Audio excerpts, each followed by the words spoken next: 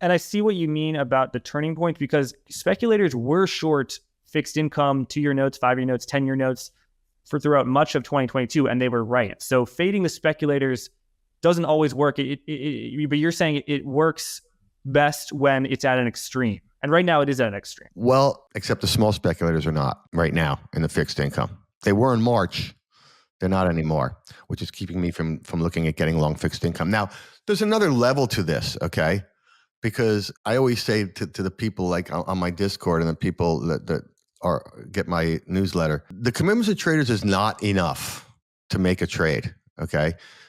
And I would argue no matter how you're trading, no matter what your style of trading is, you need the market to confirm what you want to do first. That is such an important aspect to trading, and including the trading that I do. So how so? What do you mean confirm? Well, everybody has to define what confirm means. What it means for me, because I'm a turn picker, right, is, okay, so commitments of traders saying everybody's short. I'm looking to get long, all right? But I know commitments of traders isn't perfect, so I'm going to wait. I'm going to wait for the market to confirm that. So what I mean by confirm is the perfect example was the low in stocks in October. What you had at the low in stocks in October, right? I call it news failure. Mm-hmm. What you had at the low in stocks in October was CPI came out, and this was the main focus, obviously, and still kind of is, but certainly last year was the main focus of what was going on in stocks, right? People were getting super bearish stocks because inflation was not going away and the Fed was going to have to keep raising rates and yada, yada, right? So in October, you had the CPI came out higher than expected. It was the highest CPI of the year. More importantly, higher than was even expected, right? And the stock market, of course, went down on that news that day and ended up closing up that day. That to me is news failure, right? It gave the bears every reason that they wanted for the market to go down, and the market didn't go down. And why is that? To me, it's because everybody's already short, okay? But I wait until I get that news failure, right? And then that's when I will get long, because that is the market now confirming that it's time to go. Right. And you, so a bearish news item that fails to sink the stock market, that's a failure for the bears. In the same way, a great news item and the stock market goes down, that's a failure for the bulls. So it's that's news failure. That's really interesting. And so, yeah, Jason, what do you think now? I mean, what would have to happen for you to turn bearish, and also, or even neutral? And also, why is everyone so long the NASDAQ, but then short the S&P 500? That seems like a basis trade. It's not that big. The difference between the NASDAQ and the S&P 500, it's like, Apple's 11% instead of 7%. It's different, but if you look at the correlations, they're pretty similar, right? The correlation's similar. The return certainly this year has not been similar. The NASDAQ's up like whatever the number is, 30%, and the S&P's up like 8%. But they've chased it. I mean, look, they've chased it. Clearly, a trend follower doesn't necessarily have to be long the S&P here, but a trend follower has to be long the NASDAQ here, all right? There ain't no trend following system. It ain't long the NASDAQ here, right? So they've chased it from the trend following point of view. And I think from a fundamental point of view, people have been so short and underperforming in the hedge fund world, in the long short equity world and all that they've probably had to chase the high beta stocks to try and make up here, is my guess. I'm making that up. I don't know, but that would be my guess as to why those people are starting to get long NASDAQ. I mean, people chase what's working. That's just natural, right? And that NASDAQ is working, so they're chasing that one higher. Right. So NASDAQ doesn't have the energy companies, doesn't have the materials companies, the real estate, communication, or, it's really big cap tech, and Apple has been performing incredibly well. NVIDIA, ridiculously well, 25% relative to the past day. We're recording on May 25th. So, NASDAQ has been outperforming the S&P 500. So are you short? Are you bearish in NASDAQ because everyone is so bullish? No, I don't think that they're so bullish. They're getting bullish, but when they are so bullish, then I will start to get bearish. Yeah. Okay. I think we're getting close, but for me, we're not there yet. The small speculators are still short NASDAQ. That's why. And the large speculators aren't maximum long. And again, the market can go down from here. It's just going down without me. Yeah. You know what I mean? Like, I trade a certain thing, and I stay very disciplined to that certain thing, and I miss moves all the time. Okay. Whatever is going on in, some other market today, soybeans or whatever, I am not a part of, right? Because I am not in soybeans right now. There are times when I am in soybeans, but it's not now, right? So it can go down, but it's going down without me. So what's your highest conviction trade now? Short gold? Long S&P short gold is my highest conviction trade right now. And And those are just for COT reasons. All of my trades are exactly the same. The COT shows extremes. The market fails on news that should have made it go. I go the other way. That's what every single one of my boring trades looks like. Got it. It gets back to neutral, I get out. Or if I get short, it takes out the new high, I get stopped. I'm picking a turn. So by definition, if I short something and it makes a new high, then I didn't pick the turn, did I? So I'm wrong. I get out. I think that's another important concept for people to have when they're trading. Not only I want to be long this, I should wait for the market to confirm it first, but where is my theory wrong, right? Whatever it is, because then I have to get out. My theory is this thing's breaking out. Okay, well, where is that breakout failed? Because then you got to get out. More important to any of this crap is that risk management is what this game really is about. People want to believe that it's about, I can predict whether a market's going to go up or down, right? I'm here to tell you, you can't over time.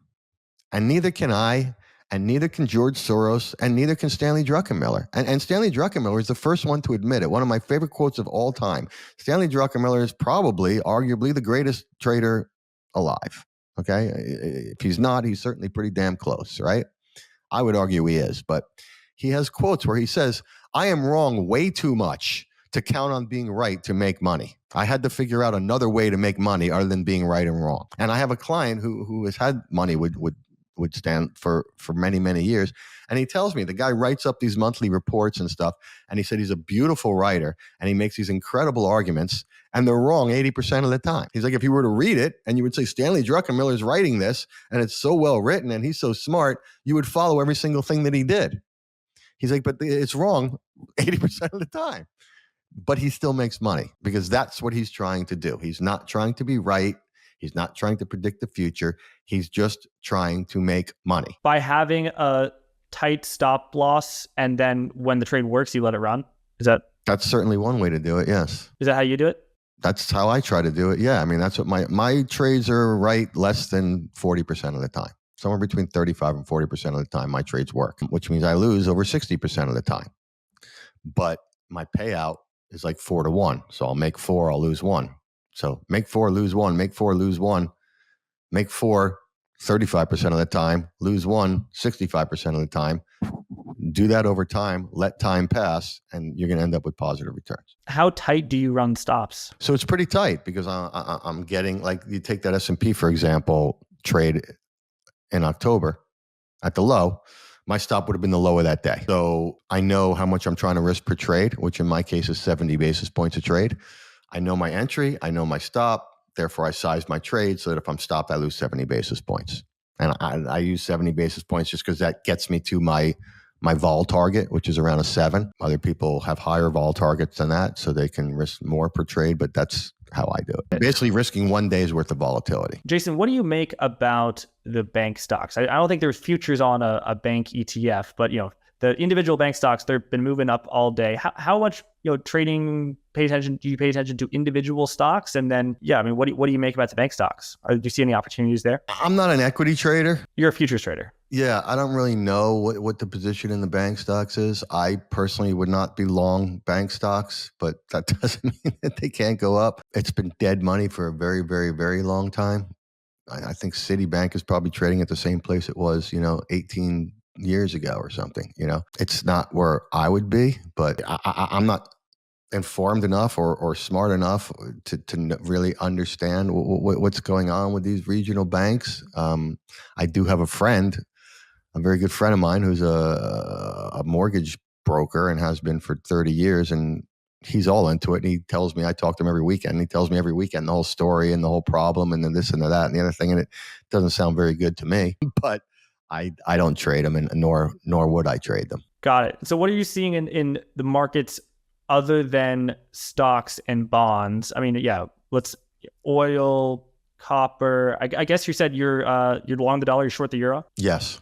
Short the euro. Why is that? You tell me. Well, I'm trying to find the chart here, but look at the euro though. Commercial index is 0. That means the commercials are as short as they can be. Large speculators as long as they can be. Small speculators just about as long as they can be. All right. And we had that going in. I got short the euro about 3 weeks ago. going into the ECB meeting, which was more hawkish than people expected. Lagarde came out and was more hawkish than people expected. Which should be bullish for the euro. Which should be bullish for the euro. And it closed down that day. And that's where I got short. And if it had taken out that day's high, or if it still does take out that day's high, I will get stopped. Otherwise, I will ride that euro short until this data goes back to 50. One of those three things goes back to 50, which is neutral. And there I will take my profit, hopefully. Got it. That makes sense. All right. So in your crowded market report, you write that you're not ignorant of underlying conditions in the world or the market, and that you don't disagree with the following points: an economy on the brink of a major slowdown, a banking situation that could continue to get much uglier, government running up deficits with no end in sight, that the debt ceiling, Federal Reserve paid into a corner, societal political breakdown. So all of these points are, medium term, long term, perhaps a little somewhat bearish. How do you square that with your short-term bullish view on the market? And I was being nice when I wrote those things. I could come up with things a hell of a lot worse than that, okay?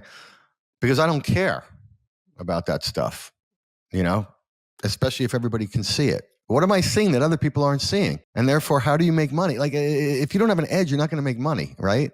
What's the edge in saying those things right now when every single person comes on TV and says those things? To me, there's no edge there, right? When they give up on those ideas, there will be an edge to those ideas, okay? But to me, there's absolutely no edge there. So I'm not saying I disagree with that stuff. That's the point I'm trying to make. I see that stuff just as clearly as everybody else sees that stuff, right? But I don't care. What I care about is everybody's short. Therefore, I'm going to be long. That's it. And does that mean that my thing's going to work? No. I could lose money. I could get stopped. It happens all the time, right? But it's risk reward. That's all. That's all this game is to me, and it should be to everybody else too. Risk reward, right? And I hear people talk about risk reward all the time. Oh, I'm buying this thing, and to me, it's a 3-to-1. Well, 3-to-1 based on what? Like you're just making up some number? You know what I mean? Like based on what? So you really have to focus on that. This is about, you're not going to make money by outthinking the market over time. It's impossible. You could be the single smartest person on earth. And Jack, you might be. You went to an Ivy League school. You might be the smartest person on earth for all I know.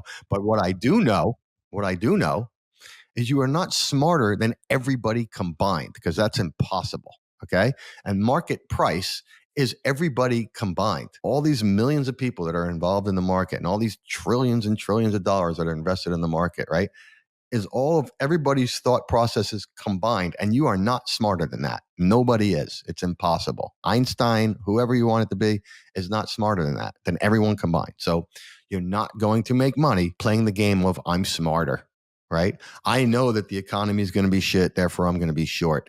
It's ridiculous. Okay. And it's bad. And I've been there. Okay. So I know how ridiculous it is because I was ridiculous as well. And at a certain point, I decided I would rather start to make money than try to prove that I'm smart. If I want to prove I'm smart, I'll try to do it some other way. You know what I mean? I'll go and read a physics textbook and start doing physics or something, right? I don't care about that anymore. I just want to make money from my clients. That's it. So that's what you really have to focus on. Risk reward of a trade and how you're going to decide whether the risk reward is good.